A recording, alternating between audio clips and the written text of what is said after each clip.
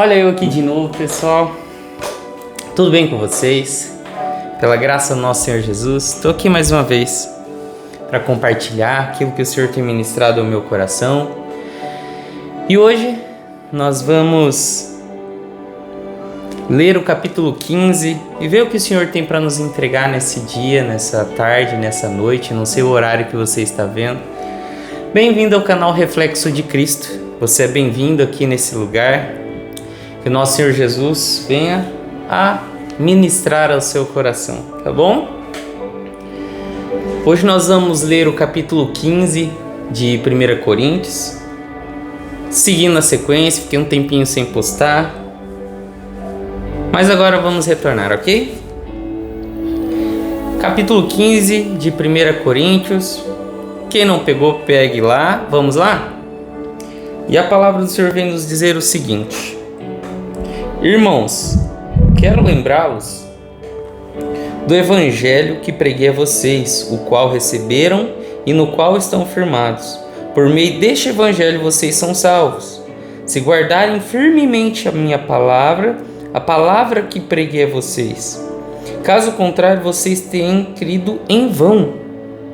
Pois o que primeiramente transmiti a vocês foi o que também recebi, que Cristo morreu pelos nossos pecados. Segundo as Escrituras, foi sepultado e ressuscitou no terceiro dia. Segundo as Escrituras, apareceu a Cefas, também conhecido como Pedro, e mais tarde aos 12. Depois disso, apareceu a mais de 500 irmãos de uma só vez, a maioria dos quais ainda vive, embora alguns já tenham adormecido. Em seguida, apareceu a Tiago e então a todos os apóstolos. Finalmente, como a um que nasceu fora do tempo, apareceu também a mim. Aqui Paulo está falando que Cristo apareceu também a ele. Pois eu sou o menor dos apóstolos e nem sequer mereço ser chamado de apóstolo, porque persegui a igreja de Deus. Mas pela graça de Deus sou o que sou, e sua graça para comigo não foi inútil. Antes trabalhei mais do que todos eles, contudo não eu, mas a graça de Deus comigo. Portanto, quer tenha sido eu, quer tenham sido eles, é isto que pregamos e é nisto que vocês creram. A gente tem que entender por que Paulo está falando isso. Ele está defendendo mais uma vez o apostolado dele. Paulo ele se considera o último dos apóstolos, aquele que foi chamado para pregar aos gentios, ou seja, aqueles que não eram judeus.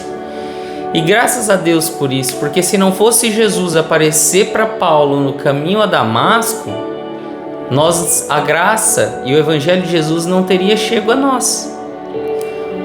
Paulo fala isso porque ele foi um perseguidor, ele era um fariseu que tinha muito conhecimento da Torá e do Antigo Testamento, dos evangelhos. Ele não tinha conhecimento, ele tinha conhecimento só da Torá, dos profetas maiores e menores. Era isso que ele conhecia, mas ele conhecia de ponta a ponta e ele era muito zeloso com aquilo que ele ensinava e acreditava.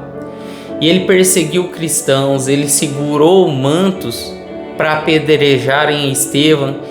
Paulo ele foi literalmente, ele estava indo para Damasco para perseguir cristãos, prendê-los, açoitá-los, maltratá-los. Tudo isso em nome de Deus. Mas precisou Jesus, ele era tão cego, mas também tão zeloso com a fé dele, que ele não conseguia ver que Jesus era o Messias. Precisou o próprio Jesus aparecer a Paulo para que ele pudesse crer em Jesus Cristo. Quem sabe você não se encontra com o coração tão duro e cego em falsas crenças que você não consegue ver Jesus batendo a sua porta nesse momento. O evangelho está chegando a você, porque a palavra, como diz aqui, diz o seguinte: que Cristo morreu pelos nossos pecados segundo as Escrituras e foi sepultado e ressuscitou no terceiro dia. Ele morreu e ressuscitou, ele vivo está e ele quer te alcançar nesse momento. Amém? Verso 12 diz assim: Ora, se é pregado que Cristo ressuscitou dentre os mortos, como alguns de vocês dizem que não existe Ora, se é pregado que Cristo ressuscitou dentre os mortos, como alguns de vocês dizem que não existe ressurreição dos mortos? Se não há ressurreição dos mortos, Cristo não ressuscitou. Se Cristo não ressuscitou, é inútil a nossa pregação, como também é inútil a fé que vocês têm. Mais que isso, seremos considerados falsas testemunhas de Deus, pois contra ele testemunhamos que ressuscitou a Cristo dentre os mortos. Mas, se os mortos não ressuscitam, ele também não ressuscitou a Cristo.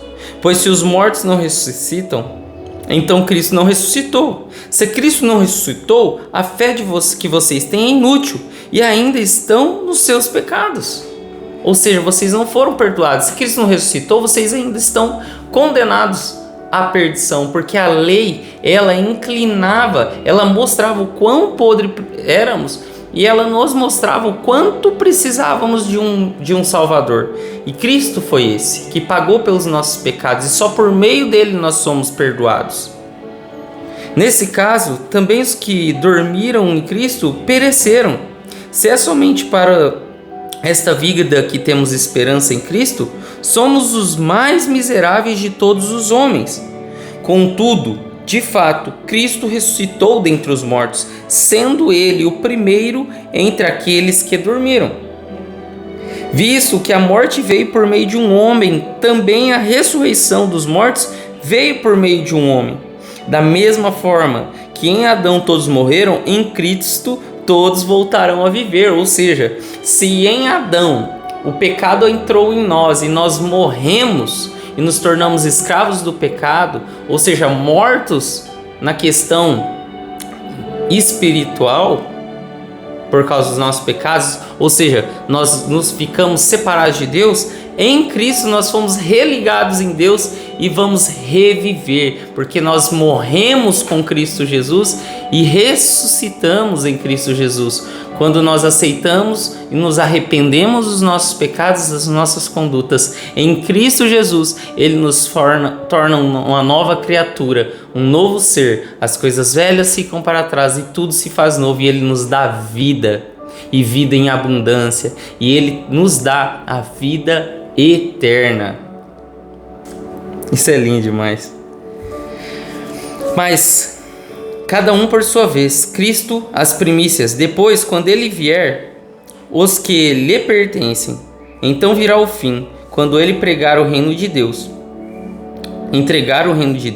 o Pai, depois de ter destruído todo domínio, toda autoridade e todo poder maligno. Aqui ele está querendo dizer, tá? Pois é necessário que ele reine até que todos os seus inimigos sejam postos debaixo dos seus pés. O último inimigo a ser destruído é a morte, ou seja, haverá eternidade em Cristo Jesus. Só que essa eternidade pode ser no inferno ou pode ser no paraíso, no reino de Deus. Onde nós queremos passar? Onde nós queremos passar a nossa vida? No inferno? No Sheol ou Hades no Novo Testamento? No lugar de sofrimento e dor, no lago, e depois sermos lançados no lago de enxofre, que ali haverá choro e ranger de dentes, ou em Cristo Jesus. Nós temos que fazer a nossa escolha, e essa escolha para irmos para um lugar ou outro requer sacrifício, requer a cruz de Cristo, requer dizer não às nossas vontades. Porque ele sujeitou todas as coisas debaixo dos seus pés. Ora, quando se diz que todas as coisas lhe foram sujeitas, fica claro que isso não inclui o próprio Deus, que submeteu a Cristo todas as coisas. Verso 28. Quando, porém, tudo estiver sujeito a ele, então o próprio Filho se sujeitará àquele que todas as coisas lhe sujeitou, a fim de que Deus seja tudo em todos. Se não há ressurreição, o que farão aqueles que se batizam por causa dos mortos? Se absolutamente os mortos não ressuscitam, por que se batizam por causa deles? Quanto a nós, por que nos expomos a perigos o tempo todo? Todos os dias enfrento a morte, irmãos. Isso digo pelo orgulho que tenho de vocês em Cristo Jesus, o nosso Senhor. Se foi por meras razões humanas que lutei com feras em Éfeso, que ganhei com isso? Se os mortos não ressuscitam, comemos e bebemos, porque amanhã morreremos. Não tem sentido dizermos que cremos em Cristo e vivermos de uma maneira contrária àquilo que dizemos crer. Porque se Ele não ressuscitou, vamos comer, vamos beber, nada disso existe. É tudo em vão, todo sofrimento, toda agonia, toda perseguição por causa do nome dele. Agora, se realmente cremos nele, vamos viver conforme isso. Se cremos e dizemos crer, vamos agir conforme a nossa fé. Do contrário, é vã a nossa crença. Paulo mesmo disse, ele foi perseguido, ele sofreu, ele foi em Éfeso perseguido por leões. E ele não disse isso para se vangloriar, mas por causa dos perigos que ele passou em nome de Jesus, porque ele sabe que é verdade. E você e eu sabemos que é verdade o Evangelho de Cristo, que Cristo vive e um dia virá nos buscar e Ele está preparando um novo reino para que possamos orar com Ele. Não se deixe enganar, as más companhias corrompem os bons costumes. Recuperem o bom senso como convém e parem de pecar, pois alguns são ignorantes quanto a Deus. Digo isso para a vergonha de vocês. Mas alguém pode perguntar, como os mortos ressuscitam? Com que espécie de corpo virão? Insensato! O que você semeia não nasce, a não ser que morra. Quando você semeia, não semeia o corpo que virá a ser, mas apenas um simples grão, como de trigo ou de outra planta. Mas Deus lhe dá um corpo segundo a vontade dele e dá a cada espécie de semente um corpo apropriado. Nem toda a carne é a mesma. Os homens têm uma espécie de carne, os animais têm outras, aves outras, o peixe outra. Há corpos celestes e também corpos terrestres. Contudo, o esplendor dos corpos celestes é um, e dos corpos terrestres é outro. Um é o esplendor do sol, outro da lua, outro das estrelas. Cada estrela tem o seu próprio esplendor. Assim será na ressurreição dos mortos. O corpo que é semeado é perecível e ressuscita imperecível. É semeado em desonra e ressuscita em glória. É semeado em fraqueza e ressuscita em poder. É semeado um corpo natural e ressuscita um corpo espiritual. Ou seja, Paulo está falando aqui que tudo aquilo que é corruptível, que vai acabar, vai se tornar incorruptível e vai ser eterno, vai ser perfeito. Aquele corpo corruptível vai cessar e vai se tornar um corpo verdadeiro, um corpo que é incorruptível, que o tempo e nem a morte vai corroer. Porque o último inimigo a ser destruído, lembre-se, é a morte. E não haverá mais morte, mas a eternidade com Cristo Jesus nos céus. Se há um corpo natural, há também corpo espiritual. Assim está escrito, o primeiro homem, Adão, tornou-se um ser vivente. O último Adão, o espírito que dá vida. Não foi o espiritual que veio primeiro, mas o natural. Depois dele o espiritual, que está falando de Jesus. O primeiro homem era do pó da terra. Adão foi feito do pó da terra. O segundo homem do céu. Os da terra são semelhantes ao homem do terreno. E os que são do céu, ao homem celestial. Ele está falando de nós. Aqueles que são da terra são parecidos com Adão. Tem as atitudes de Adão, pecaminosos. Aqueles que são do céu agem como aqueles que vão morar com Cristo, como Jesus agia. Como tivemos a imagem do homem terreno, assim teremos a imagem do homem celestial. Irmãos, eu declaro a vocês que carne e sangue não pode entrar no reino de Deus. Nem o que é perecível pode herdar o imperecível. Eis que eu digo um mistério, nem todos dormiremos, mas todos seremos transformados em um momento, em um abrir e fechar de olhos, ao som da última trombeta. Então, quando soar a última trombeta, num abrir e fechar de olhos, nós seremos transformados. A transformação será num abrir e fechar de olhos, não arrebatamento. Ok? Que o arrebatamento todo olho verá. Pois a trombeta soará, os mortos ressuscitarão incorruptíveis e nós seremos transformados. Pois é necessário que o que é corruptível se revista da incorruptibilidade e o que é mortal se revista da imortalidade.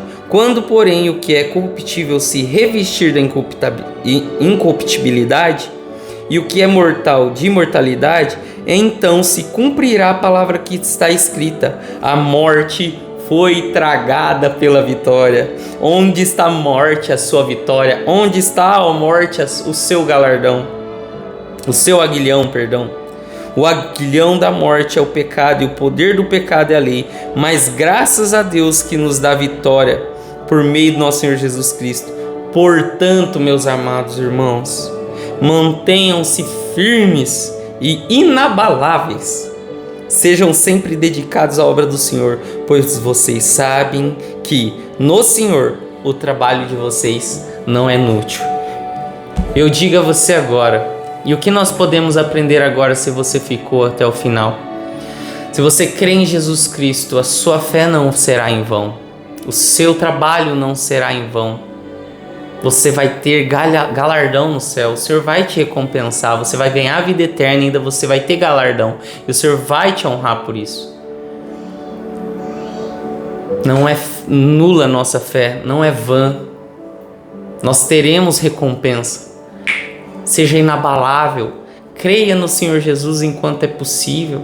Enquanto você tem mais um dia, mais um minuto de vida, mais um dia de vida, mais horas de vida, não importa onde você estiver ouvindo isso aqui agora, creia que Cristo morreu por você para perdoar os seus pecados e te dar o maior presente de todos, a vida eterna, se você crer nele.